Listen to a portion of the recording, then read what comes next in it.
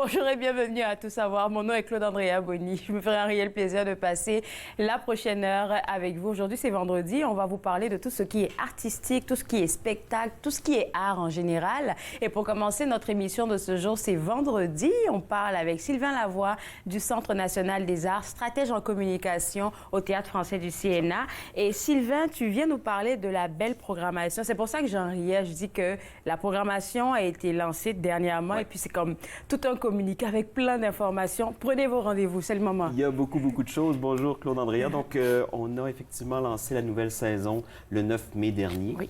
Et en sens ça, donc toutes les disciplines du CNA, l'orchestre, la danse, théâtre français, théâtre anglais, théâtre autochtone, programmation aussi dans les espaces publics, la cuisine aussi. Donc, le gros ensemble qui est le CNA a lancé sa programmation.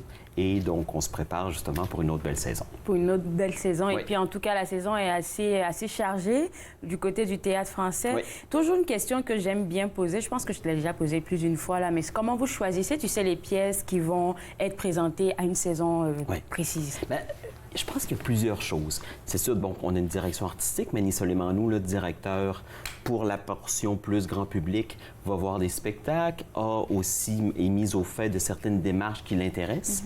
Je pense qu'il y a aussi un désir marqué de faire en sorte qu'on présente des choses assez variées. Au Théâtre français, on fait beaucoup ça.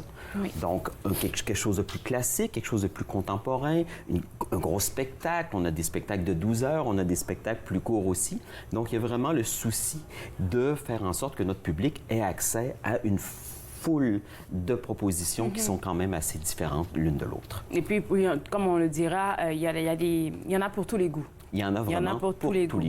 Et aujourd'hui, tu es venu principalement, je pourrais le dire en primaire un peu, hein, parce que même si ça a été, le communiqué a été lancé, mais je dirais pas que tu as fait des entrevues en ce moment à la télé, non? Pas avec toi, du Ben moins. oui, À moins que j'ai donc oublié. on a encore une primeur. Tu as 5 pièces que tu aimerais nous présenter, nous inviter à aller voir. Oui. Et la première, c'est Faire le bien. J'aime bien le titre. Merci. Ben écoute, la programmation du Théâtre français contient 15 spectacles, il faut quand même le 15, dire. ouf. Donc, on peut en parler, de 5 aujourd'hui, Oui. 5 aujourd'hui, pardon. Faire le bien.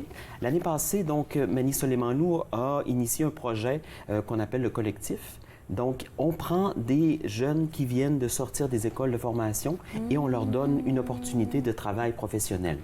Donc, ces jeunes-là sont dirigés par un ou une professionnelle de la scène.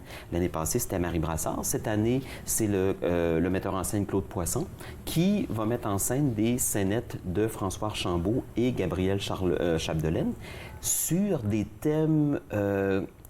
En fait, je vais reprendre les mots du metteur en scène qui dit, en fait, l'important, c'est bien beau de faire le bien, mais encore faut-il bien le faire. Et c'est ça beaucoup, faire le bien. C'est un spectacle avec des petites scènes très, très, très sympathiques, mais en même temps très grinçantes, où on voit un peu dériver certaines tentatives de faire le bien. Donc, faire le bien, c'est une chose. Quand on veut trop bien le faire, des fois, c'en est une autre.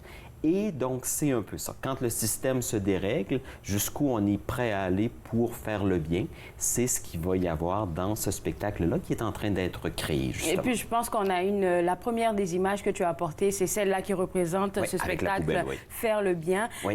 J'aimerais juste... Quand tu parles des jeunes de la région, est-ce que c'est des jeunes du cégep?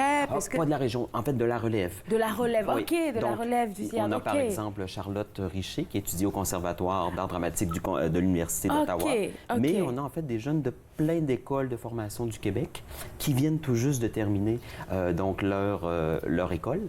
Et donc, c'est vraiment une occasion de travail professionnel pour ces jeunes-là, justement. Donc, ils sont en pleine préparation Oui. et ce spectacle sera présenté quand? Ça va être présenté à la toute fin. C'est toujours difficile maintenant parce qu'on n'est pas tout à fait habitué à la saison. Donc, du 26 au 28 septembre, OK. au théâtre, donc Babs Asper du CNA. Donc, ça sera une occasion de voir à l'œuvre ces jeunes-là dans une langue incisive, un spectacle provocateur. On s'attend à combien d'heures de spectacle ou combien de minutes de spectacle? Est-ce que tu sais? Environ peut-être 1h30, je dirais. Ouais. Intéressant ça. Et puis, les billets sont disponibles à partir? Les billets sont disponible à partir du 18 juin pour la vente à l'unité. Sinon, en ce moment, on est dans la période de réabonnement pour les personnes qui sont déjà abonnées. Donc, ces personnes-là ont la priorité sur les billets. OK. À partir du 18 juin, vous pouvez aller sur le site internet www.cna-nac.ca pour avoir accès, pour prendre vos billets, pour le spectacle qui s'intitule Faire le bien, qui sera présenté vers la fin septembre. Deuxième spectacle, il nous reste 30 secondes. On va juste en parler un tout petit peu, puis on va revenir sur ça après la pause. C'est surveiller et punir. Oui, c'est un gros dossier. Il va falloir en parler davantage. C'est en fait un spectacle qui est inspiré par la quantité monumentale de commentaires haineux que la chanteuse Safia Nolin reçoit au quotidien depuis plusieurs années. OK. Et le metteur en scène Philippe Cyr a décidé d'en faire un spectacle, de ramasser tout ça. Et d'en faire un spectacle. On va creuser dans ça juste après la pause. Je te garde avec moi. Et vous d'ailleurs, vous regardez Tout savoir. Surveiller et punir.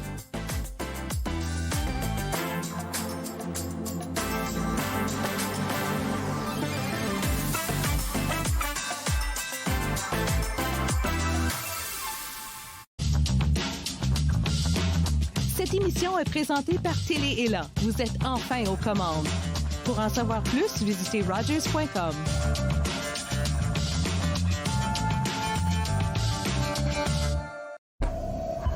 Ceci est le cœur d'un homme. Un cœur qui a désespérément besoin de soins médicaux. Mais comme 78% des Autochtones sont victimes de racisme dans les soins de santé, ce cœur risque de ne pas obtenir l'aide dont il a besoin.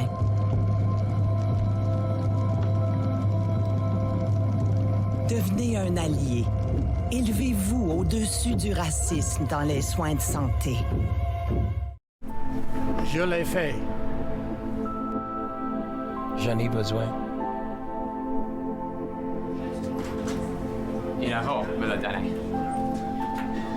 Je suis vivante. En tant que donneur d'organes, vous pouvez sauver jusqu'à 8 vies et en améliorer autant que 75 autres. S'il vous plaît, visitez notre site web et engagez-vous au cadeau de la vie. Vous serez heureux de l'avoir fait. Merci. Des soucis, des ennuis, du stress, de la tristesse. Nos bénévoles écoutants vous aident à y voir plus clair. Centre d'écoute Tao-Taled, bonjour. Vous appelez, on vous écoute.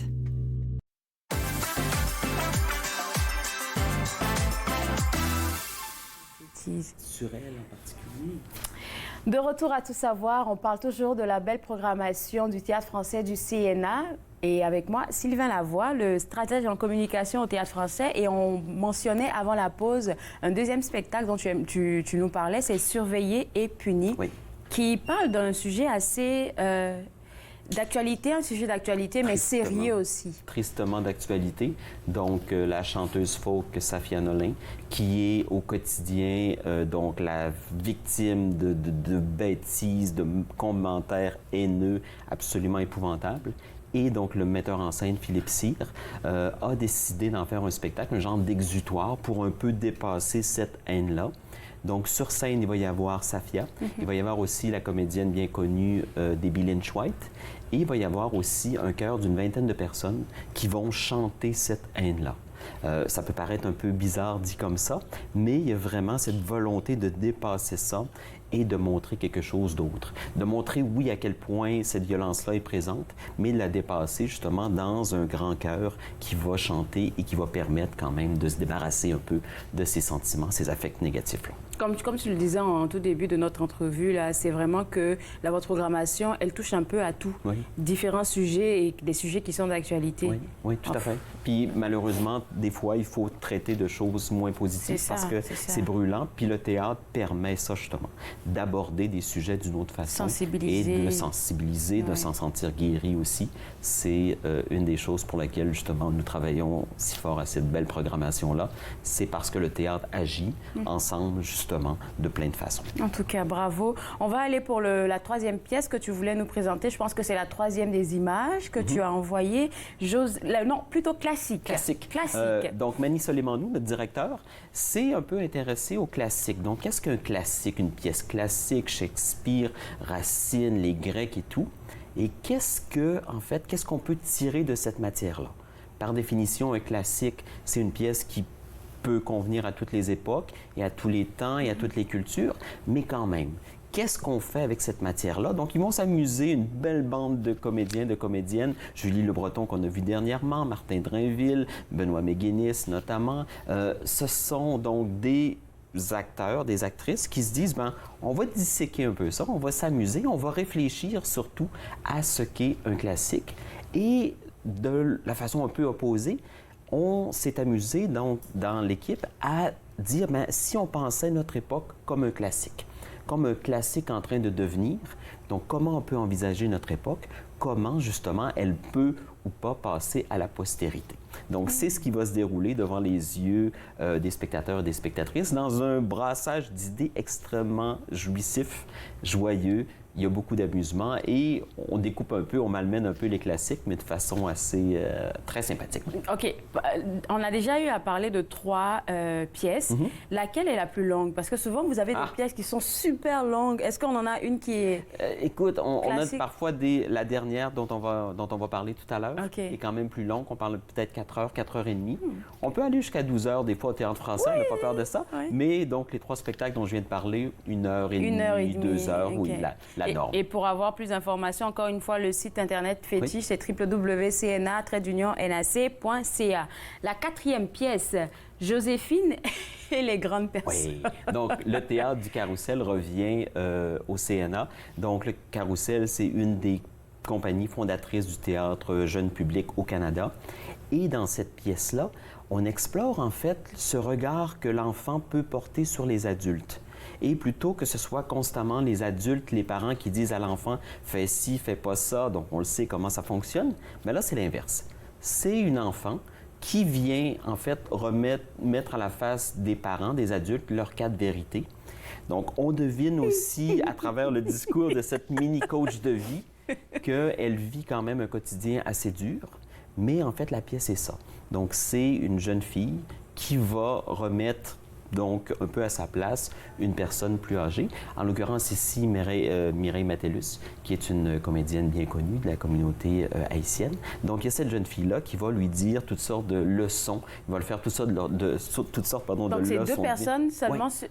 Oui. Oui. Et c'est destiné justement aux jeunes, mais dans un très beau revirement de situation, où là, tout à coup, c'est l'enfant qui va donc dire à l'adulte ou aux parents comment se comporter, qu'est-ce qui fonctionne, qu'est-ce qui fonctionne pas. Ça va être très drôle. Très drôle et en même temps, donc des gens qui ont déjà accès à une lecture du spectacle, on dit que c'est aussi extrêmement émouvant. De voir justement, peut-être que c'est comme ça que je suis en tant que parent, en tant qu'adulte, et c'est peut-être intéressant d'obtenir ce regard-là qu'on n'écoute pas toujours. OK, on va aller avec la dernière des pièces. Oui. The Rise of the Bling Bling, le diptyque. Oui, donc le diptyque, 2 parties. The Rise of the Bling Bling, c'est Philippe Boutin qui a déjà commencé la première partie, la Genèse, et la deuxième partie, c'est la plus belle histoire jamais contée. C'est essentiellement de reprendre un personnage assez connu, je pense, Jésus, donc, et d'en faire justement le héros jusqu'à un certain point de cette histoire-là. Donc, qu'est-ce qu'on peut tirer du personnage de Jésus d'un point de vue philosophique? Comment on peut le rapprocher aussi de d'autres figures bien connues de la culture pop? C'est ce beau méli-mélo qu'on va avoir sur la scène du théâtre à la toute fin de notre saison. Donc, The Rise of the Bling Bling. C'est celle-là qui fait 4 heures, t'as dit, hein? Oui, 4 heures, 4 heures et demie. On nous dit, on annonçait presque 5 heures et le metteur en scène nous a dit non, c'est pas si long que ça. C'est donc ça. C'est de la culture pop, c'est du lip-sync, c'est du kung-fu, c'est du pantomime, c'est de tout ça. C'est absolument, absolument magnifique. C'est décadent, c'est drôle, c'est fou. C'est vraiment un moment de théâtre extrêmement débordant, foisonnant, très, très, très théâtral. Donc ça aussi, c'est en préparation. On est allé voir des petits extraits en répétition et c'est vraiment, vraiment, vraiment désopilant. Est-ce qu'on sait à quel moment que ça sera présenté, The Rise of the Bling Bling? Je ne connais pas les dates par cœur, mais j'ai mon dépliant. On a le dépliant. Et vous voyez le dépliant, vous pouvez l'avoir. Je pense qu'ils, s'ils visitent le CNA, ils peuvent avoir ce dépliant-là et puis le garder à portée de main. Tout à fait. Donc 31 mai et 1er juin. 31 mai, mais c'est déjà... Oh, 2020. Oui, 2025. 2025, oui, on est rendu loin déjà. Oui, c'est ça. Oui, vous êtes vraiment rendu loin. Écoute, merci beaucoup. Merci. Ça va être assez occupé cette saison. Et il ne faut pas oublier qu'il y a 10 autres spectacles aussi dont je n'ai pas parlé et plein d'activités. Mais en septembre, c'est sûr que quand on revient, on peut refaire un petit recap par rapport à ça. Ça sera bien. Merci beaucoup, Sylvain. Et merci pour vous autres à la maison, comme il vient de le mentionner, c'est juste une infime partie des spectacles présentés au Théâtre français du CNA qu'on vous a présenté. Vous pouvez avoir accès à toute la programmation en visitant le site internet www.cna-nac.ca pour avoir accès à toute la programmation. On va prendre une pause et toujours dans le contexte de parler des programmations de nos différents organismes, on va s'intéresser à celle du MIFO. Vous regardez Tout savoir.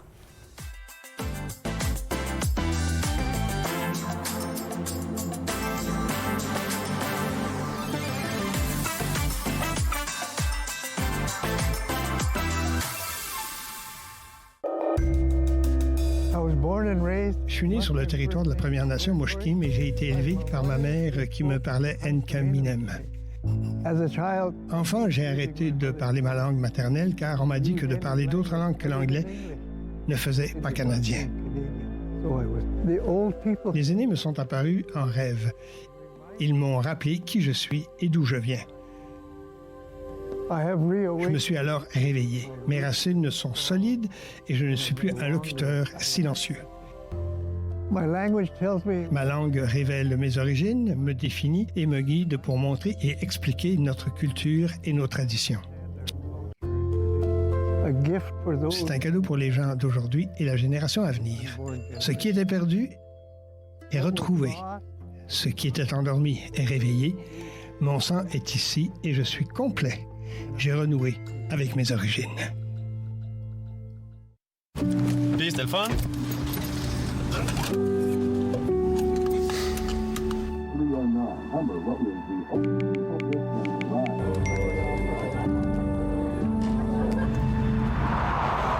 Regarde l'auto.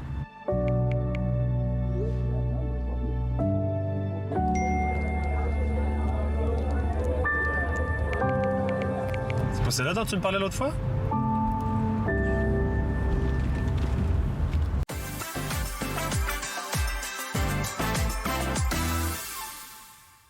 OK, c'est pas grave. La bande d'annonce.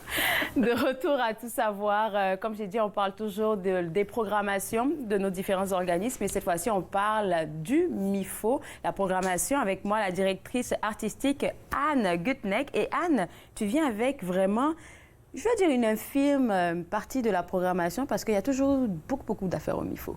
Oui, cette année, on a décidé de présenter une grosse partie quand même de notre programmation, mais pas tout. On va encore avoir des petites surprises sur le chemin. On va en avoir mardi prochain, qu'on va annoncer encore, puis on va en annoncer jusqu'en septembre. Donc, restez à l'affût. Mais là, oui, on a annoncé 19 spectacles le 7 mai dernier. Puis j'ai essayé de focusser un peu sur 3-4 spectacles sur lesquels parler, parce qu'il y a des gros noms, Robert Charlebois, Isabelle Boulay, Grégory Charles. Je vais m'attendre à ce que les gens les connaissent, donc je leur ferai pas trop de publicité, mais je les remercie de venir. On les aime pareil, on les aime autant.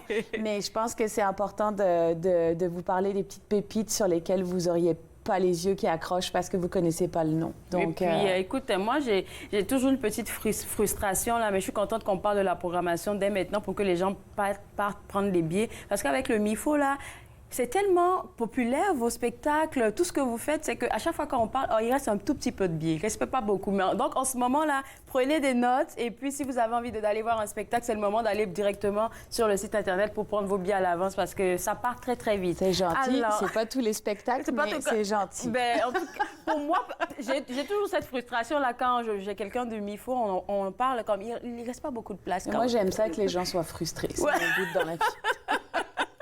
C'est pas gentil. Alors, je pense qu'on a déjà la belle image de votre visuel pour la nouvelle programmation. Et pendant qu'on la montre, j'aimerais maintenant que tu nous parles de vos spectacles. Le premier, c'est Yassama et la calebasse au Kori. Oui, ça, c'est le titre du spectacle. Oui. C'est Loua Chayenne, qui est une danseuse contemporaine qui chausse à la fois aussi dans ce spectacle des chaussures de conteuse également. Donc, elle vient nous présenter ce spectacle qui est en fait un conte écologique, tu sais, sur la même mouvance que la tradition des contes africains. Donc, il va y avoir un mélange entre de la danse, du conte, et puis il y a son musicien sur scène qui est là. Donc, ils vont parler de cette petite fille qui doit faire de plus en plus de kilomètres pour trouver de l'eau pour ramener à son village. Donc, c'est vraiment un spectacle qui est présenté pour les familles. Mais honnêtement, moi, à chaque fois que je vais voir des spectacles pour enfants, j'ai juste envie de me laisser porter par ça. Donc, même si vous n'avez pas des enfants pour vous accompagner, au pire, moi, je serai dans la salle aussi. Puis j'apprécie Meloua Cheyenne, c'est une artiste qui est basée à Toronto, avec laquelle Elle est lumineuse, je viens de voir des images. Oui, ça fait longtemps, moi, que je la connais. À l'époque, dans un ancien mandat, j'étais à Kingston, je m'occupais de la programmation francophone, puis c'est là où je l'ai découvert, je l'ai fait venir pour plusieurs spectacles. Elle a une école de danse africaine, mais vraiment avec un danse au pluriel, africaine au pluriel, parce que elle va présenter vraiment toute la richesse des danses traditionnelles, mais elle amène aussi beaucoup de modernité en fait dans son travail. Puis là, c'est une des premières fois en fait qu'elle fait un spectacle pour enfants, puis je suis ravie de la recevoir. Elle était venue au tout petit festival. Je fais une petite parenthèse que j'aime beaucoup, mes amis de Vox Théâtre aussi à la Nouvelle Scène, qui commence ça ce week-end. Donc, allez voir. Mais l'année dernière, elle faisait partie de la programmation. Donc, pour ceux qui auraient raté, c'est le moment venez de au venir, MIFO en octobre, le 5 octobre, puis on aura sûrement d'autres choses qui vont se présenter autour. Peut-être un atelier de danse aussi ouvert à la communauté. On va rajouter des choses. On rajoute plein de choses. Il y a toujours des petites surprises. Oui. www.mifo.ca si vous voulez prendre vos billets dès maintenant pour Yassama et la calebasse au Kori. On va passer au deuxième spectacle dont tu voulais nous parler, c'est Matène. Oui, Matène, ça c'est une de mes grosses découvertes à Contact Ontarois, qui est l'événement des arts de la scène en fait organisé par Réseau Ontario. J'ai la chance depuis 2 ans d'animer les vitrines grand public, donc j'ai eu la chance de vraiment découvrir ce groupe à la fois sur scène, mais aussi d'échanger avec eux. J'ai un petit peu chaussé tes chaussures. Je me prétends pas être une experte, mais j'ai vraiment aimé ça. Matène, c'est un groupe qui vient de la contrée Manioutenam. J'espère que je le prononce correctement. Ils chantent en Innu. Ils font du rock folk alternatif. Ça fait 25 ans qu'ils font ça. Ça fait 25 ans qu'ils font ça et on vient juste de les découvrir. Donc, tu sais, c'est juste triste, je trouve, dans un sens, mais en même temps, on va y aller sur le côté positif qu'il n'est jamais trop tard pour ouvrir comme ses yeux, puis ouvrir ses horizons et apprendre à connaître un nouveau groupe. Mais ce trio de messieurs, en fait, va venir... c'est des musiciens exceptionnels, puis ils ont vraiment à cœur, en fait, de venir présenter leur culture, de venir parler et de pas... de venir se confronter aussi à toutes les questions qu'il pourrait y avoir, mais ils disent il est temps qu'on s'en parle, il est temps qu'on vous présente ce qu'on fait, il est temps que vous connaissiez ce qu'on fait, parce qu'on peut pas être c'est juste, on peut pas être des grandes solitudes. Puis je pense que ça va résonner avec plein de gens, tu sais, qui vivent dans un milieu minoritaire, mais je veux dire, de présenter des artistes autochtones de renom dans leur communauté et de les amener maintenant. Venez découvrir Matène, c'est vraiment un magnifique spectacle. Ils ont été présentés aussi au CNA dans la programmation francophone avec Xavier Forger. Donc, nous, on est super contents de pouvoir les amener dans le petit bout d'Orléans. Tu me touches en disant ça, là, parce que c'est sûr qu'il y a plein de talents qui sont cachés parce qu'ils n'ont pas la possibilité d'avoir la visibilité qui pourrait les amener, tu sais, à d'autres niveaux. Mais ils sont exceptionnels, exceptionnels. Je veux dire, comme j'ai dit, on va ne pas présenter des artistes de renom, mais honnêtement, c'est les Robert Charlebois de leur contrée, si tu veux. Donc, venez les voir. Qu'est-ce que vous risquez? Tu sais, c'est vraiment ça. Puis, dans la même journée, on va les présenter au niveau scolaire avec un partenariat avec le Conseil des écoles catholiques du Centre-Est.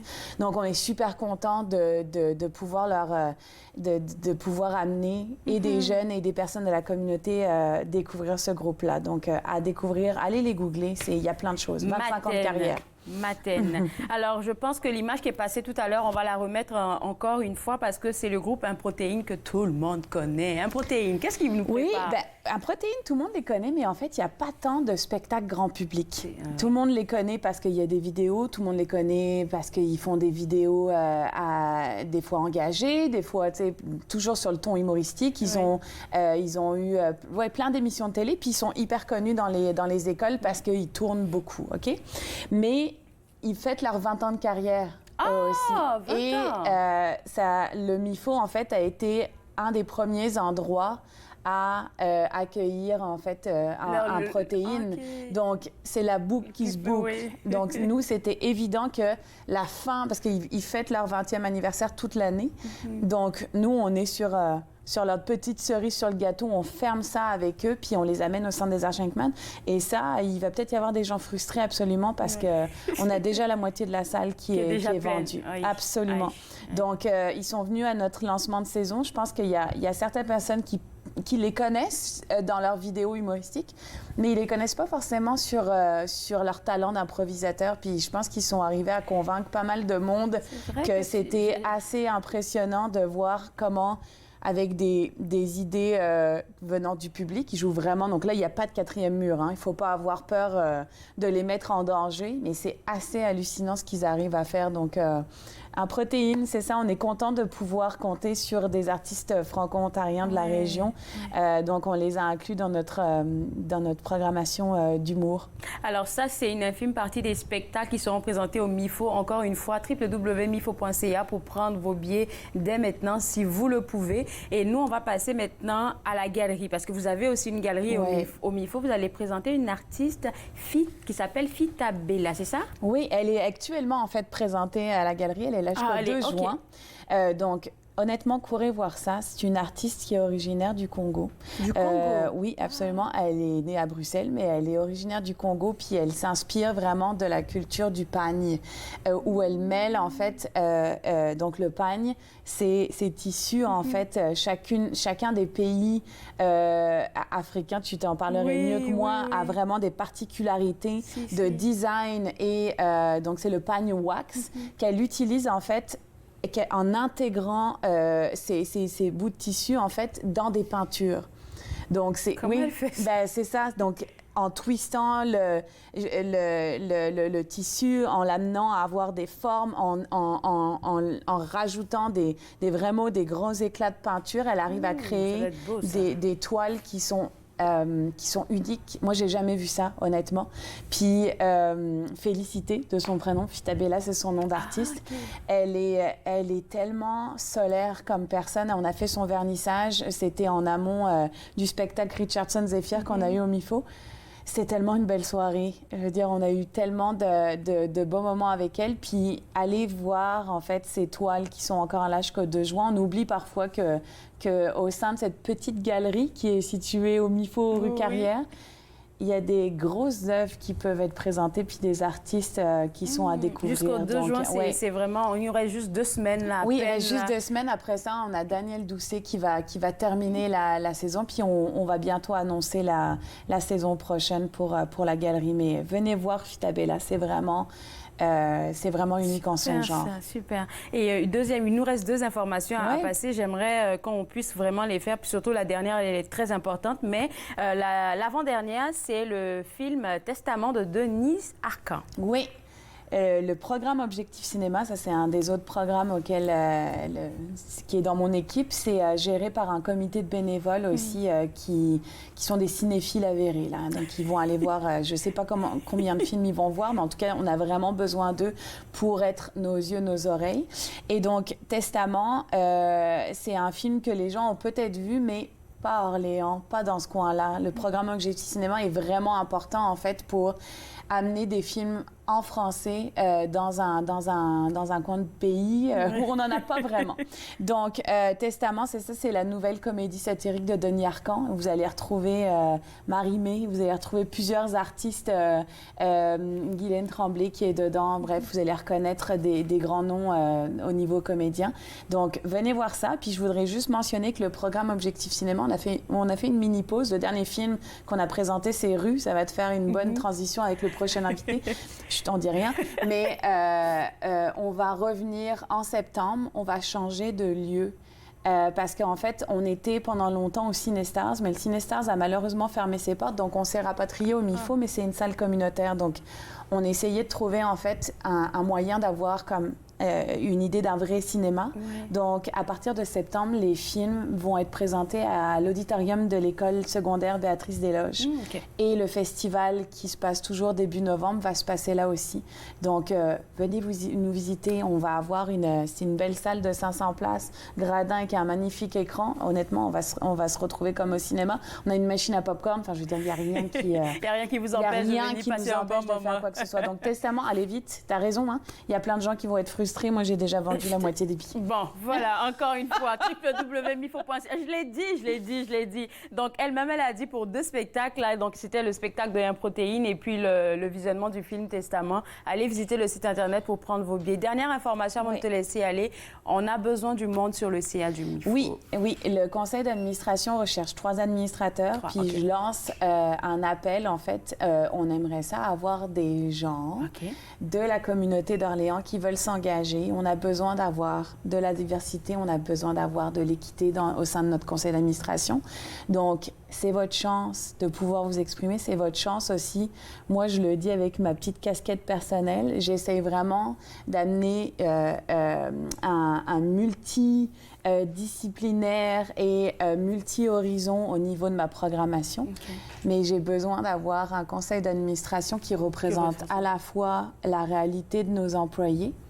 On est pluriel au sein de nos employés et à la fois au niveau de la communauté d'Orléans qui va dans tous les horizons. Est-ce qu'il y a des besoins spécifiques pour les postes à pourvoir, pour le CA? Ça ils vont le décider après au niveau de l'exécutif. Donc, on parle un peu quelque chose qui est un peu moins glamour, mais c'est important, le conseil d'administration. C'est important que les gens puissent s'exprimer et un conseil d'administration, c'est le meilleur moyen de faire changer les choses. Merci beaucoup à toi, Anne. Et pour les gens à la maison, encore une fois, l'appel est lancé. Si vous voulez participer aux activités du MIFO, vous voulez faire entendre votre voix, allez visiter le site Internet pour pouvoir avoir les informations pour siéger sur le conseil d'administration. Je pense que c'est l'information la plus importante. Mais également, allez visiter le site Internet www.mifo.ca pour avoir accès à tous les spectacles dont on vient de vous parler. On va prendre une pause et juste après la pause, on va parler avec Nathan Fréchette de Bibliothèque publique Ottawa. Vous regardez Tout savoir.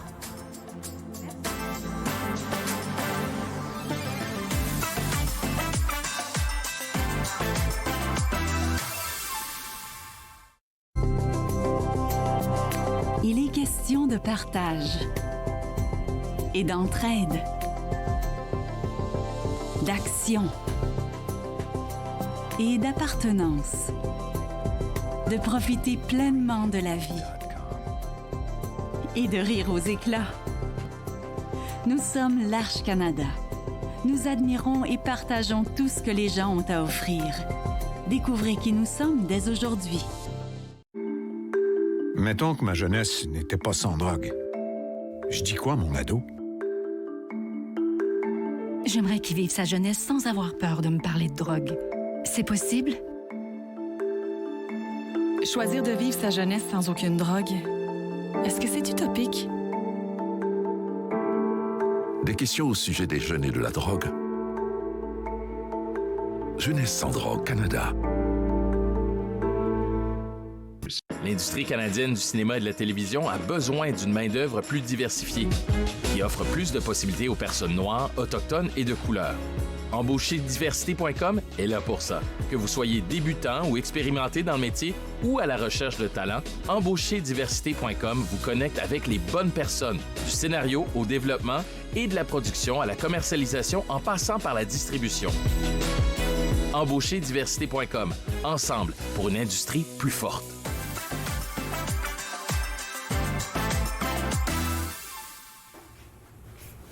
De retour à Tout savoir, on parle... Aujourd'hui, on a beaucoup parlé de programmation, de qu'est-ce qui se passe. Et cette fois-ci, on va du côté de Bibliothèque publique Ottawa. Et avec moi, Nathan Fréchette, on va parler, entre autres, du mois du patrimoine asiatique que vous avez voulu souligner. Oui, alors le mois de mai qui tire à sa fin, c'est le mois du patrimoine asiatique.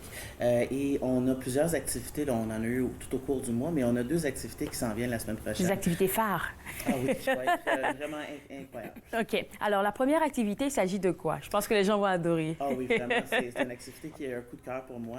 C'est un entretien avec l'auteur Kim Thuy, avec son interlocutrice, c'est l'animatrice et auteure aussi, Evelyne Charuet, qui sont déjà entretenus auparavant. Alors, Kim Thuy va parler de la récente adaptation de son livre Rue, qui était son premier livre oui, lancé. je vais le montrer à l'écran. Oui, alors ça a été lancé en 2009. Elle a gagné un prix du gouverneur général pour ce livre-là. Il s'est vendu à plus de 500 000 exemplaires à travers le monde, traduit dans une trentaine de langages. Wow. Et le film a été adapté l'année passée, en 2023, par un cinéaste québécois. Et il est sorti en Blu-ray le mois passé. Alors, c'est vraiment magnifique. On l'a à la bibliothèque que vous pouvez emprunter, le livre et naturellement le film. C'est un livre qui est très difficile à adapter. Puis j'étais très curieux de voir qu'est-ce qu'il allait faire avec, parce que c'est un mémoire, dans le fond, de Kim Thuy. Elle est née au Vietnam en 68, puis elle a immigré au Canada en 79. Alors, c'est un petit peu l'histoire de son arrivée, mais c'est pas raconté de façon linéaire ou structurée, avec des scènes, tout ça, c'est très contemplatif. Ça passe de mémoires qui sont provoquées par des événements dans sa vie de tous les jours. Elle fait beaucoup de parallèles entre son enfance à Saigon, l'enfance de ses enfants à elle, comment est-ce qu'elle est arrivée au Québec et comment elle a développé l'amour de la langue française aussi. Puis c'est très... Ça se passe beaucoup dans sa tête. Alors, je me demandais qu'est-ce qu'elle allait faire avec le film. Puis le film, je trouve qu'ils ont fait vraiment un travail exceptionnel d'adaptation parce que c'est très contemplatif aussi et on ne parle pas, on ne raconte pas ces histoires-là, on les montre seulement avec des images. Donc, il y a beaucoup d'images là, qui s'interposent entre l'arrivée au Canada, la vie au Canada, au Québec, et les souvenirs de son enfance au Saigon, qui a été très aisé jusqu'à un certain point. Et là, quand la guerre est arrivée... Tout a basculé. Tout a basculé. Mais en fait, ce qu'a fait le commentaire, ça, c'est quelque chose qu'elle dit dans le livre, c'est qu'elle dit que elle, la guerre, pour elle, c'était quelque chose qui se passait quelque part, puis ça avait un certain aspect. Mais elle, sa vie... La guerre, pendant que son pays était en guerre, elle, sa vie, elle était très aisée, confortable. Et quand la guerre a terminé et que eux autres étaient au Vietnam Sud et qu'eux ont perdu, c'est là que sa vie a été chamboulée et qu'ils sont retrouvés réfugiés, cachés, qui ont dû se sauver avec rien d'autre que ce qu'il y avait sur le dos. Et la guerre était terminée. Alors pour elle, c'est un phénomène étrange, la guerre. Intéressant ça. Donc, une belle discussion autour de son ouvrage et autres. Là, ça sera ce lundi, tu m'as dit? Oui, ça va être ce lundi soir, le 27, donc à 19h. C'est en ligne. Vous pouvez vous enregistrer vous inscrire sur notre site biblioottawalibrary.ca. Je recommande chaleureusement. Ce sera pas diffusé ailleurs. C'est une exclusivité. Il n'y aura pas d'enregistrement. Il faut être présent. Oui, il faut être présent. C'est vraiment à ne pas manquer. C'est recommandé pour les adultes là, à cause des thèmes, justement, de la guerre et tout ça. Parfait. Mais ça va être un entretien de toute beauté. En tout cas, un beau rendez-vous pour ce lundi soir à partir de 6h, tu m'as dit. 7h. À partir de 7h, à partir de 19h. Alors, un autre élément que tu voulais... Il y a un chef qui doit venir. Oui. Son nom, c'est Chef Joe Tottengal. OK. Et c'est un chef d'Ottawa. En fait, il est originaire de l'Inde, à Mumbai. Il a fait des études en Inde, il a fait des études en Arabie Saoudite. Il a été chef à Windsor et maintenant à Ottawa. Il possède plusieurs restaurants, dont le Coconut Lagoon. Et, ah oui? Oui, c'est à lui. Et le Tali, aussi, qui est pas loin de la bibliothèque centrale. Chef Joe, c'est un chef extraordinaire. Il a gagné beaucoup de prix pour sa cuisine, mais aussi pour ses œuvres charitables à travers sa cuisine. J'ai assisté à un de ses programmes l'année passée et c'est extraordinaire. Malheureusement, le programme, mardi soir, il est complet. Ça, c'est par contre. Oui. vous pouvez, vous pouvez le regarder en ligne parce qu'on va le diffuser sur YouTube, ce programme. OK. Alors, même si vous ne pouvez pas être présent, puis vous pouvez vous inscrire à la liste d'attente parce que des fois, il y a des gens qui se désistent de dernière minute. Oui. Mais vous ne pourrez peut-être pas poser vos questions, mais vous allez voir qu'il répond vraiment aux questions de tout le monde et c'est un programme à ne pas manquer. Sa nourriture est tellement délicieuse, vous allez pouvoir le sentir à l'écran. Je pense que j'ai participé au Soup Splash au musée au Parc Vanier où est-ce qu'il était en train de, il était dans la compétition et puis je pense que j'ai beaucoup aimé quand même ça. Oui, c'est à découvrir, Ça, c'est quand, ça? Alors ça, c'est mardi soir à 18h30. OK. Alors, c'est une fois encore en ligne, c'est un programme de 90 minutes. OK. Alors, si vous n'arrivez pas à avoir une place sur le Zoom, vous pouvez regarder sur YouTube. Oui. Et vous allez voir, il va montrer une ou plusieurs de ses recettes. Il passe à travers toute la technique, les ingrédients qu'il utilise, d'où ils viennent, comment ils se cultivent, comment ils s'apprêtent et avec quoi on match, dans le fond, les plats. Alors là, il va nous rester 1 minute 30. Ça passe tellement vite, mais au moins, on a parlé de l'essentiel du mois du patrimoine asiatique. Mais il y a d'autres activités qui arrivent pour l'été. On va le donner un tout petit peu, mais je pense que tu dois revenir normalement sur le plateau pour donner plus d'informations. Alors, donne-nous les scoops de l'été. Qu'est-ce qui se prépare? Alors, les scoops de l'été, on a le mois de juin qui arrive, qui va être le mois de l'histoire autochtone et aussi le mois de la fierté internationale. Alors, on va avoir plusieurs programmes pour ces 2 thèmes. Et à la fin du mois de juin jusqu'au mois d'août, ça va être notre programmation d'été qui se déclenche. Ça va être le club de lecture d'été. Alors, énormément de programmes pour les enfants en ligne et dans toutes nos succursales. Beaucoup de programmes pour les adolescents aussi. Et en toute primeur, cette année, on a aussi des activités pour les adultes avec nos programmes Histoire d'été. Histoire d'été, donc pour avoir toutes ces informations, mais il me semble sincèrement, Nathan, que tu es censé revenir. Je ne sais pas si j'ai la bonne information, mais tu es censé revenir. Et donc peut-être que pour la prochaine entrevue qu'on va avoir, on va essayer de faire un focus sur le mois de juin et vraiment parler des programmes d'été, peut-être avoir plus de détails. Ah ben oui, parce qu'on en a beaucoup. Ben, j'imagine. Mais merci d'avoir accepté de passer ici sur le plateau. Et comme Nathan l'a mentionné, écoutez, il y a un rendez-vous pour vous ce lundi à partir de 19h pour entendre une belle discussion de Kim Thuy qui va discuter entre autres de son ouvrage Rue qui parle, on va dire, de son immigration jusqu'à ici au Canada. Donc, pour avoir plus d'informations, visitez le site Internet de la Bibliothèque publique Ottawa, biblio-ottawa-library.ca pour avoir toutes les informations. Après la pause, je vais vous parler de Sortie des rangs, une exposition présentée au Musée canadien de la guerre. Vous regardez tout savoir. Merci beaucoup.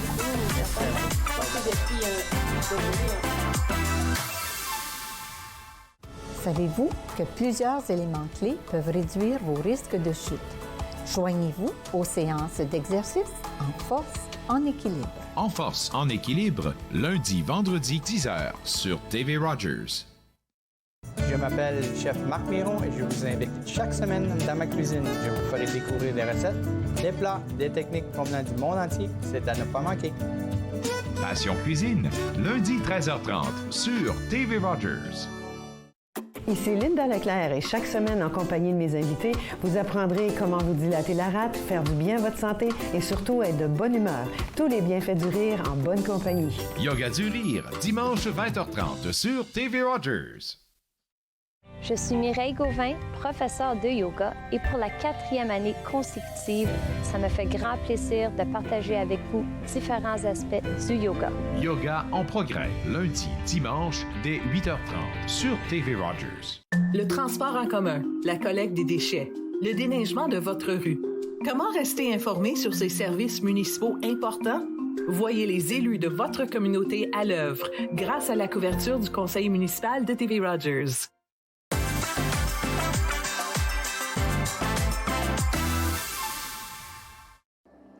De retour à Tout savoir, comme je vous l'ai dit avant la pause, on vous fait découvrir en exclusivité la nouvelle exposition du Musée canadien de la guerre intitulée « Sortie des rangs » avec moi, Jennifer Ford, qui est spécialiste du développement créatif ici. Et quand on dit spécialiste du développement créatif, j'ai envie de comprendre le titre. Qu'est-ce que tu fais, Jennifer, ici? Donc, c'est moi qui planifie l'expérience de visiteur avec la conservatrice. Donc, je travaille avec elle pour développer ce que les visiteurs vont voir et et expérimenté. Expérimenté. Et ouais, dans Alors, l'exposition. dis-moi, combien de temps ça vous a pris pour créer cette exposition, La sortie des rangs, qui est axée sur... je ne vais pas dire en plus. OK. Comment vous avez préparé ça? On va commencer par ça. Comment vous avez préparé ça? Bien, pour moi, ça fait 2 ans et demi que je travaille sur cette exposition. Wow. Je pense que pour la conservatrice, c'était environ 5 ans, 5 années de travail. Donc, ça commence surtout avec la recherche. Et nous avons notre collection de Beaverbrook dolls militaires et une très bonne place à commencer pour regarder quelle sorte d'art est-ce qu'on a des femmes artistes de guerre. Et c'est un point de départ pour nous. Mais ensuite, j'ai travaillé avec Stacey Barker, notre conservatrice, pour développer les messages et comment tout est organisé et vraiment l'histoire de l'exposition ainsi que les différentes expériences spéciales, par exemple les interactifs et tout ça. Et bien, c'est une grande équipe qui nous aide à développer une exposition et nous sommes juste 2 personnes dans une grande équipe, mais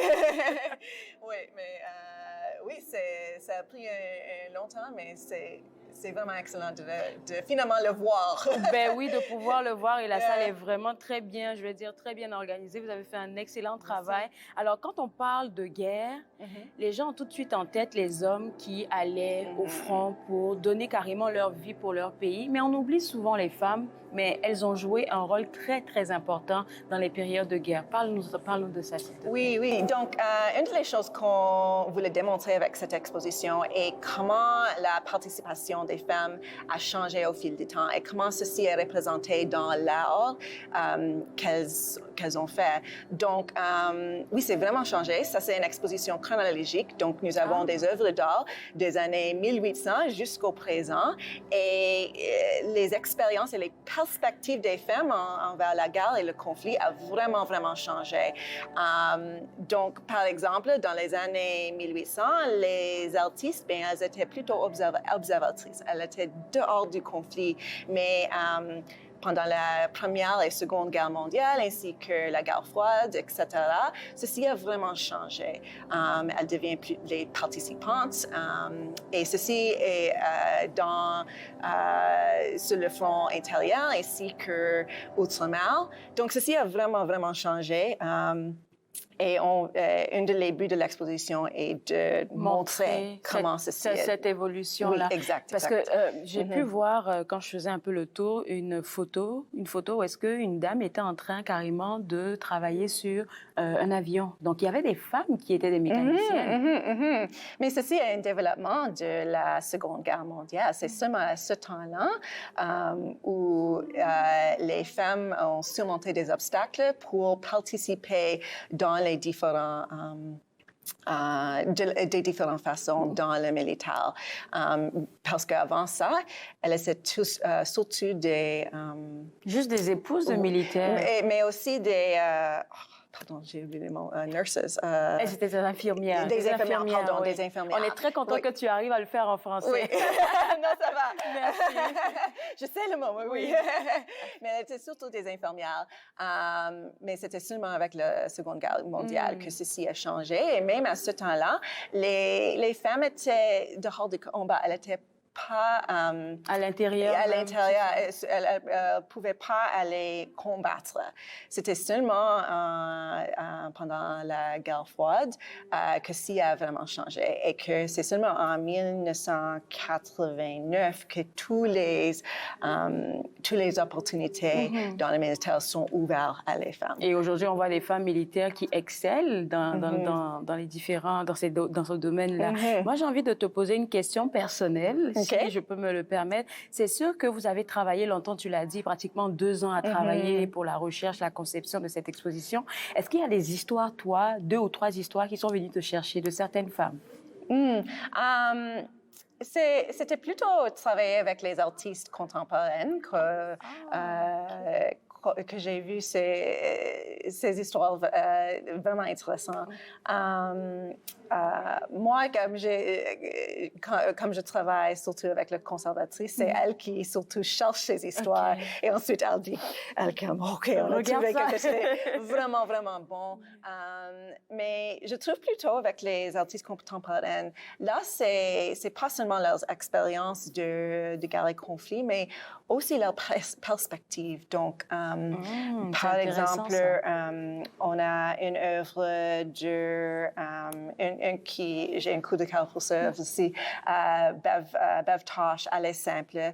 Et c'est un grand portrait de sa mère qui était femme de guerre. Et pour moi, juste l'histoire de Bev Tosh, que sa mère a épousé un soldat de Nouvelle-Zélande et ensuite elle a déménagé là et le mariage n'a pas fonctionné. Ensuite, elle est revenue au Canada. Mais le portrait essaie de capturer le garde d'espoir de sa mère. Donc, pour moi, juste en train de parler de ces différentes expériences et perspectives de les différents artistes est vraiment... Oui. J'imagine que ça a été beaucoup émouvant pour vous de travailler sur cette exposition-là. Et on parle de plus de 50 œuvres que les gens pourront voir dans cette exposition. 70 en fait. Bon, 70 œuvres. Alors, on parle de quoi? On parle de sculpture? On parle de quoi? Oui, on a une grande diversité d'œuvres. Donc, on a des sculptures, des tableaux, des esquisses. Il y a même une vidéo qui regarde la guerre au Vietnam. Donc, oui, c'est vraiment une diversité d'œuvres. On a même des mines tricotées. Donc, oui. Mais qui sont vraiment, on peut les voir. Et puis, est-ce qu'on peut avoir comme des descriptifs de savoir ça vient d'où, qui l'a fait, tout ça? Des affaires tricotées. Oui. Donc, ces œuvres-là, c'est fait par Barb Hunt, qui est une artiste de Winnipeg. Et elle a tricoté ces mines pour démontrer la relation et complexité entre la guérison et la destruction. Wow. Donc, les mines... c'est vraiment différentes perspectives. Exact. Donc, anciennement, les femmes ont tricoté des pansements pour des soldats et puis elles ont utilisé cette méthode en fait, pour démontrer, voici quelque chose qui porte tellement de destruction. Et les mines sont à échelle. Donc, ça crée un moment très intéressant et émouvant juste pour penser à ces deux différents concepts. Les sculptures, est-ce que je pourrais me permettre de demander... Oui. Ce sont des femmes qui les ont faites, hein? Oui. Wow. Donc, ça, c'est les modèles que Elizabeth Winwood a fait pour un monument de guerre c'était premièrement pour la Première Guerre mondiale, mais maintenant, je pense que c'est aussi pour la Seconde Guerre mondiale aussi. Donc, vous pouvez même voir ce monument à Welland, Ontario. Donc, ça existe. Et ça, c'est les modèles qu'elle a fait pour préparer pour faire le grand monument. Mais c'est hyper intéressant parce que c'est un des seuls monuments qui commémore les hommes et les femmes. Donc, on a ici le soldat, mais on a aussi la moissonneuse qui représente les femmes qui sont restées sur le front intérieur pour aider dans tous les différents domaines. Incroyable. Parce que, c'est vrai que la plupart des monuments de guerre, c'est surtout pour les soldats. Pour les soldats, c'est vrai. Et pas les différents aspects de guerre. De l'effort de guerre. Et ce que j'aime aussi dans cette exposition, Jennifer, si je peux me permettre de le dire, c'est que c'est les femmes de toutes les races qui sont représentées. Oui. Oui, donc nous avons essayé de trouver une diversité d'artistes et une diversité d'histoires. Oui, pour nous, c'était tellement important de trouver ces... Ça a dû demander beaucoup de recherche. Oui. Oui, Stécie a fait un très bon job, mais on voulait souligner les histoires qui ne sont pas toujours mises en lumière. Il y a des artistes très connus dans cette exposition, mais aussi des artistes moins connus. Et c'était très important de souligner toutes les expériences de guerre qu'on pourrait trouver. Mais aussi, on finit l'exposition avec une note qui dit, mais l'art de garde des femmes, c'est quelque chose qui on le continue à créer. Donc, il y a toujours des voix et des perspectives qui ne sont pas incluses dans cette exposition. Donc, c'est une regarde pour dire, OK, cette histoire continue. Ça ne finit pas ici. C'est ça. Ça sera ma dernière question. Est-ce qu'il y a des activités qui viennent avec cette exposition-là? Oui, il y a une discussion au Musée de la guerre avec 4 des artistes contemporains. Super. À quelle heure? Je sais pas. Allez voir sur le site Internet. Oui. Est-ce que c'est accessible à tout le monde? Il faut prendre des billets à l'avance? Oui, il y a des billets, mais toute l'information est sur le site web. Internet. Okay, et puis, il y aura des activités de famille à travers l'été et aussi d'autres activités en automne, mais tous les détails sont sur le site Internet. Web. Merci beaucoup, Jennifer. Et puis, merci de nous avoir accordé aussi la primeur de cette exposition. Et pour vous autres à la maison, on parlait de l'exposition, la toute nouvelle exposition du Musée canadien de la guerre qui s'intitule Sortie des rangs, qui met en avant les femmes artistes au travers du temps pendant les différentes périodes de guerre. Et vous êtes invité à visiter le www.musedelaguerre.ca pour avoir toutes les informations concernant les activités entourant cette exposition-là et aussi cette exposition. On vous invite à venir la voir ici au Musée canadien de la guerre. On revient juste après la pause pour regarder tout savoir.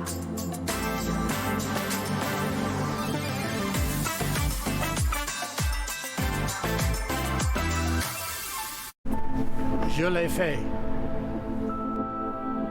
J'en ai besoin. Inaro me l'a donné. Je suis vivante. En tant que donneur d'organes, vous pouvez sauver jusqu'à 8 vies et en améliorer autant que 75 autres. S'il vous plaît, visitez notre site web et engagez-vous au cadeau de la vie. Vous serez heureux de l'avoir fait. Merci. Gros scoop tout le monde. Bienvenue à l'émission Court-Circuit. Je m'appelle Céleste Lévy. Court-Circuit, mercredi 20h sur TV Rogers.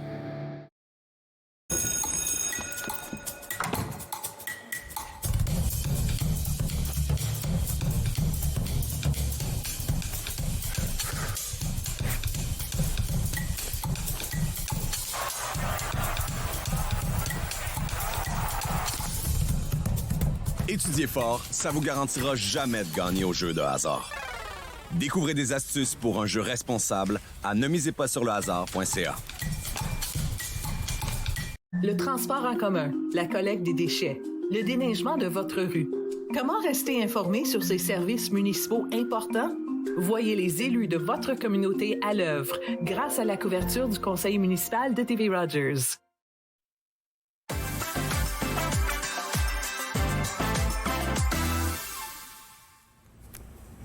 De retour à Tout savoir. Avant la pause, vous avez eu la chance de voir un reportage qu'on allait faire au Musée canadien de la guerre pour voir en exclusivité l'exposition intitulée « Sortie des rangs ». Très sincèrement, j'ai aimé être présente là-bas au Musée canadien de la guerre. J'ai aimé voir cette exposition-là qui met les femmes en avant. C'est vraiment très beau ce que le musée a pu faire avec cette exposition-là. Donc, je vous inviterai à aller la voir, à aller la découvrir. Et comme elle a mentionné dans l'entrevue, aujourd'hui, il y a une belle discussion qui sera offerte avec des personnes qui ont travaillé sur l'exposition. Pour avoir plus d'informations, visitez le www.musécanadien, donc www.musécanadiendelaguerre.ca pour avoir les informations sur cette exposition qui s'intitule « Sortie des rangs ». Aujourd'hui à l'émission, on a beaucoup parlé des différentes programmations de nos organismes ici dans la région. On a parlé de la belle programmation du Théâtre français, du Centre national des arts avec Sylvain Lavoie. Je vous inviterai à aller visiter leur site Internet pour avoir toutes les informations, pour avoir les dates des spectacles et pourquoi pas commencer à prendre vos billets. Et le site Internet, c'est le www.cna-nac.ca. On a aussi discuté avec Anne Gutneck du MIFO qui nous a parlé, elle aussi, de la programmation du MIFO. Il y a plein de spectacles à venir. un spectacle avec un protéine et bien d'autres d'ailleurs. En tout cas, je vous inviterai à aller visiter le site internet du MIFO pour avoir accès à tous les spectacles et commencer à prendre vos billets. Vous savez qu'avec le MIFO, les billets partent très rapidement. Donc, www.mifo.ca, c'est le site internet à visiter si vous voulez plus d'informations. Moi, je me suis fait un plaisir de passer cette heure avec vous. On sera de retour lundi à partir de 11h. Sur ce, je vous souhaite un bon week-end. Bye bye.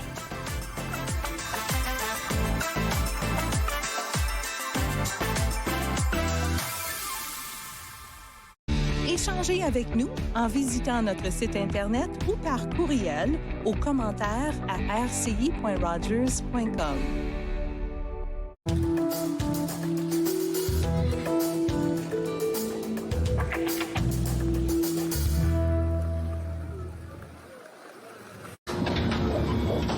Cet enfant est en parfaite santé.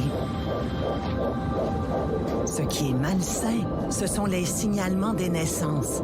Une pratique raciste qui pourrait empêcher cette mère autochtone de rentrer chez elle avec son nouveau-né.